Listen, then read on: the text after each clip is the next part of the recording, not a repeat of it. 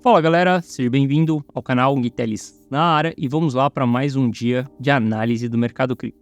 Hoje nós vamos falar de price action, nós vamos falar do aumento da taxa de juros que teve na data de ontem também, qual que vai ser a expectativa aí para os próximos meses, beleza? A gente vai analisar tudo isso de uma maneira rápida e objetiva no dia de hoje. Se você não é inscrito no canal, considere se inscrever, aqui eu trago um mega conteúdo todos os dias da semana, principalmente quando eu falo sobre análise on-chain. E caso esse conteúdo faça sentido para você, deixa seu like para dar aquela força pro canal. Bom, sem enrolação aqui, quando a gente olha para nossa próxima reunião ali do Fed, onde a gente vai ter o nosso próximo aumento de juros, que vai ser dia 1º de novembro, a gente vê que o mercado tem um consenso mais geral de que nós não teremos mais elevação da taxa de juros, tá? Eu acredito que a gente chegou no teto ontem, foi um sinal ali de que a gente realmente pode ter chegado nesse teto, é que o Fed ele não vai aumentar mais a taxa de juros. Até então, o pronunciamento foi um pouco mais duro, no sentido de que nós vamos manter a taxa de juros elevada por mais tempo. Isso daí a gente já tinha visto na nossa análise de ontem, né? Que quando a gente considera 2024 ali, a gente já começa a ver que em março a gente já tem algumas pessoas acreditando que a gente pode ter o início da redução da taxa de juros, tá? Eu sou uma dessas pessoas, eu acredito que ali no comecinho, entre o comecinho e metade do ano que vem, a gente vai começar a ter a redução da taxa de juros, tá? Se a gente olhar aqui, cara, a reunião de dezembro, a gente ainda não tem ninguém com expectativas de redução na taxa de juros.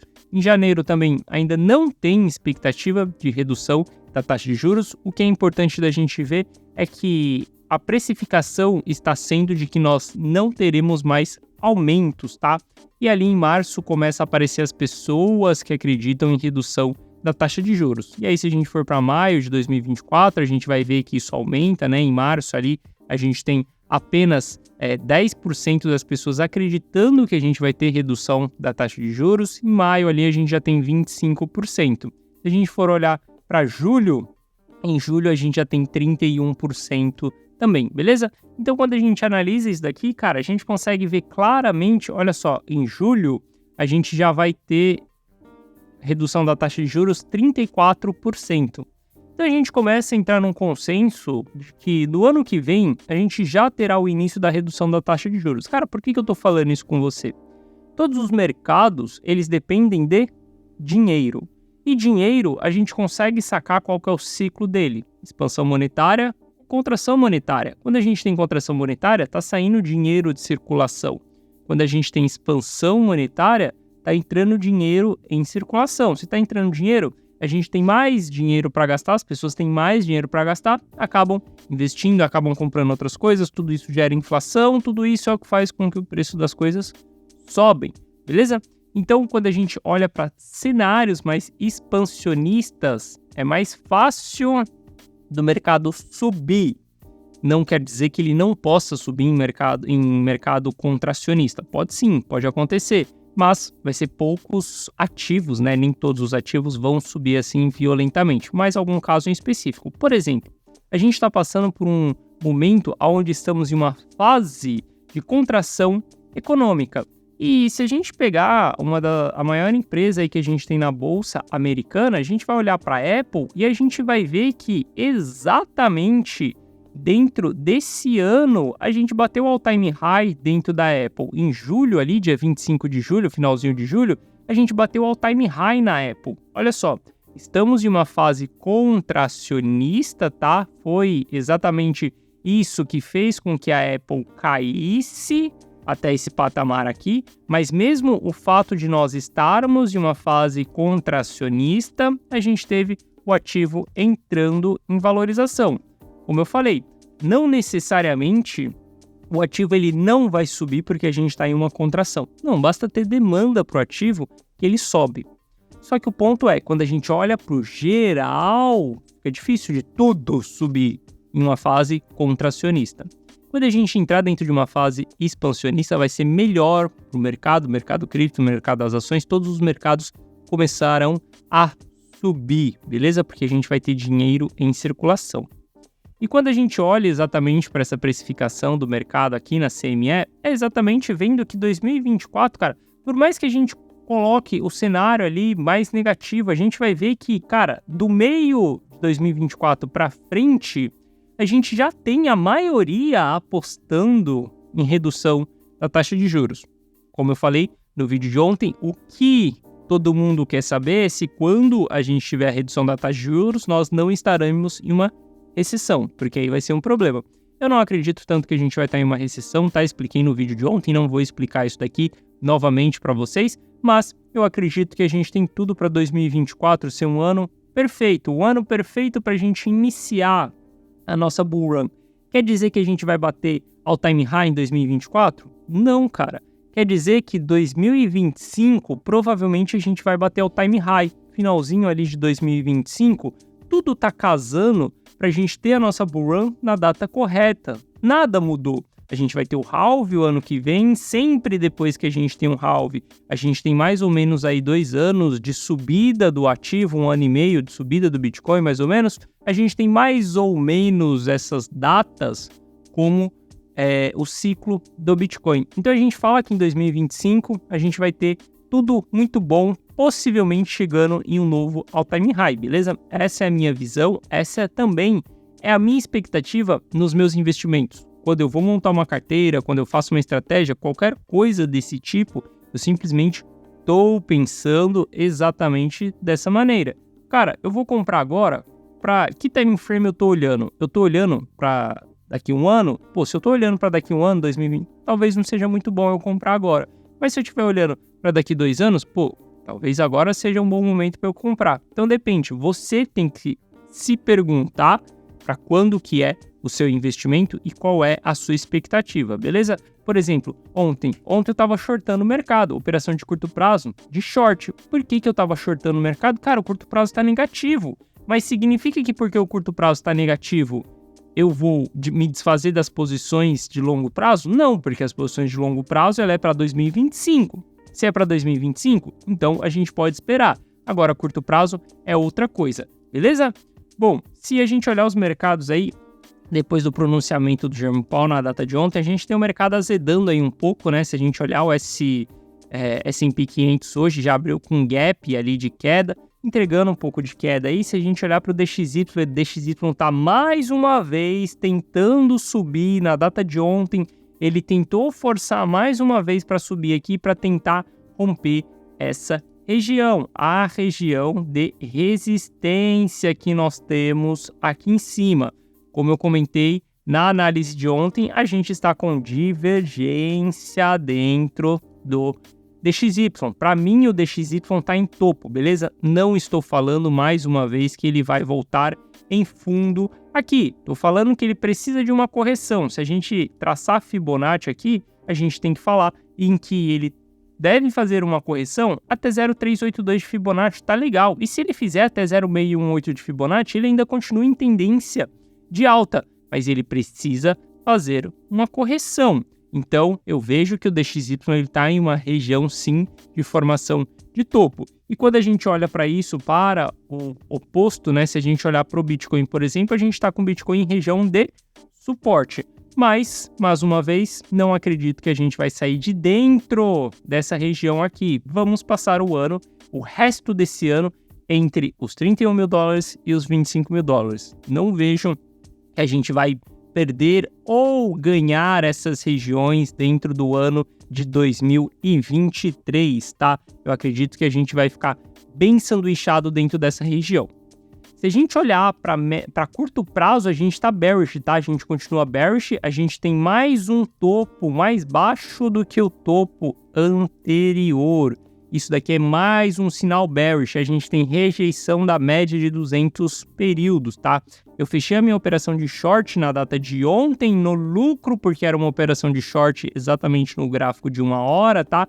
Expliquei para vocês que tinha divergência dentro do RSI, qual que era o sinal que eu fiz para tomar entrada numa operação de short na data de ontem, compartilhei isso com a galera lá dentro do canal do Telegram, beleza? E aí eu já fechei essa operação.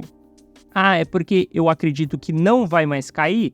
Não, não é por conta disso. É porque eu tinha uma operação no gráfico de 1 hora. Era um day trade, que acabou levando 2 dias, que se tornou um swing trade. Levou 2 dias, mais de um dia, já não é mais day trade, é swing trade.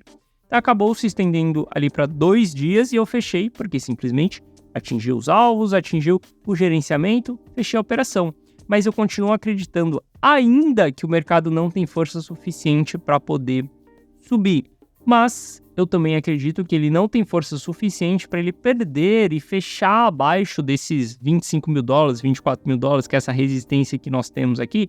Eu vejo que ele também não tem força para isso. Pode acontecer? Sim, pode acontecer. E aí eu vou estar completamente errado nessa minha projeção aqui para esse ano, tá? Que a minha projeção é a gente ficar aqui dentro, lateralizando dentro dessa região. Veja só que a média de 200 períodos, ela começou a apontar para o lado, tá? Ela não está nem apontando para cima e nem apontando para baixo. Ela está apontando para o lado. Isso daqui é um sinal de lateralização. Por isso que também eu acredito em lateralização. E por que eu acredito que a gente não vai perder esses 25 mil dólares aqui? Cara, porque é o maior suporte que nós temos nesse momento. Quando a gente olha para dados on-chain, a gente vê que tem muito suporte dentro dessa região.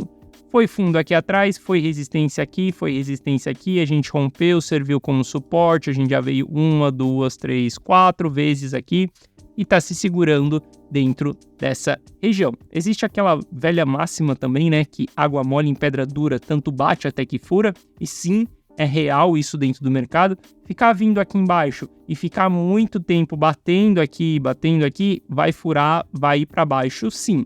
Mas até o presente momento a gente tem compradores defendendo essa região. Isso é o que eu tô olhando para o Bitcoin. O Ether, cara, a gente vai ter o Ether enfraquecendo aí, né, perante ao Bitcoin. Se a gente olhar para o Ether / Bitcoin, ele tá no seu suporte ali. Perdeu esse suporte, não é um suporte tão forte assim, tá? Como o dos 25 do Bitcoin. Mas se Ether perder essa região de suporte aqui, a gente vai ter mais agulhadas aí, aonde o Bitcoin vai ganhar mais valor perante ao Ether. E aí aqui vai algo que eu venho comentando com vocês há bastante tempo, cara. Dependendo do modelo da carteira que você tem, dependendo exatamente se você tem uma carteira de longo prazo, uma carteira mais pesada, acima de 100 mil reais, se você tem uma carteira menor, abaixo de 10 mil reais, cara, tudo depende. Porque dependendo do tamanho do seu capital, mais vale você estar 100% exposto em Bitcoin nesse momento. Se você quiser colocar uma pimenta nessa carteira, você pode ter Ether dentro dessa carteira, mas carteiras mais pesadas de longo prazo, cara, melhor estar exposto nesses ativos menos voláteis, esses ativos mais seguros, porque a gente tem esses ativos também subindo primeiro no ciclo e as altcoins vêm bem depois. Se você quiser montar uma carteira onde você vai construir um dollar cost average, onde você tem menos capital, onde você quer pegar mais exponencialidade e você pode tomar mais risco porque o capital é menor, aí sim você pode ter uma carteira com altcoins, tá? Cada carteira, uma estratégia. Cada estratégia ela tem que ser executada e respeitada exatamente para aquela expectativa que você tem daquela carteira, beleza? Eu enxergo as minhas carteiras assim, tá? Eu tenho a carteira da comunidade on-chain, eu tenho a carteira rumo ao milhão também. Se quiser participar da carteira rumo ao milhão, link na descrição. E se a gente olhar aqui para o book de ofertas do Bitcoin, puxar um gráfico de 1 hora aqui, descer um pouquinho a quantidade de ordens, só para a gente ver o que nós temos aí, a gente vai ver que suporte mais relevante ele vai estar lá por volta dos 25 mil dólares, tá? Se a gente olhar aqui, ó, nos 25 a gente tem 300 bitcoins redondos. Até os 25 mil dólares o suporte ele não é tão forte assim. 25.500 a gente tem 720 bitcoins e aqui nos 26 tem 145 bitcoins dentro da Binance. Quando a gente olha ali para venda, a gente está tendo um enfraquecimento na ponta vendedora. Olha só que ontem, antes ali do pronunciamento do Powell, né, antes do aumento da taxa de juros, a gente tinha 340 bitcoins em venda. Nesse momento, a gente tem 161 bitcoins em venda. E isso é uma diminuição dos vendedores, tá? Essas ordens podem voltar para o book? Sim, elas podem voltar para o book na hora que ele subir aqui. Por isso que a gente acompanha, por isso que a gente analisa o mercado todos os dias para a gente entender quais são as movimentações que nós podemos fazer aí dentro desse movimento. Bom, eu estou olhando agora, tá? Como eu fechei a minha operação de short aqui do curto prazo, eu vou procurar por operação de long nesse momento. Por que eu vou procurar por operação de long? Porque o RSI bateu em região de sobrevenda. Só que eu não sou caça-fundo. Caça-fundo é aquelas pessoas que querem pegar o negócio ali antes do fundo ser encontrado. O fundo ele ainda não foi encontrado. Eu vou esperar o preço do ativo se movimentar. Provavelmente a gente vai construir um fundo, a gente vai perder esse fundo e aí a gente vai construir uma divergência no RSI. Quando a gente perder esse fundo aí, a gente vai estar trabalhando com RSI um pouquinho mais alto aqui do que esse fundo anterior. Construiu essa divergência no RSI, gráfico de 1 hora ali, aí eu tenho um sinal de entrada para long, beleza? Como aqui em cima eu tive um sinal de entrada para short, que foi exatamente a divergência dentro do RSI. Bom, isso é um pouco da minha visão, como que eu estou olhando para o mercado no curto prazo, tá? E como que é o meu comportamento nesses cenários. Acredito que depois da reunião que nós tivemos na data de ontem, continua confirmando que 2024, 2025, a gente vai ter a nossa festa acontecendo, beleza? O meu ingresso tá garantido, tá na carteira de longo prazo, simplesmente esperando ali essa festa começar, beleza? Você pode comprar o ingresso da festa no primeiro lote, no segundo lote, no terceiro lote, aí é com você. Cada um compra o ingresso quando quer, só vai pagar um preço diferente, beleza? Então é isso, galera, tamo junto, forte abraço e eu vejo vocês de volta aqui amanhã. Valeu!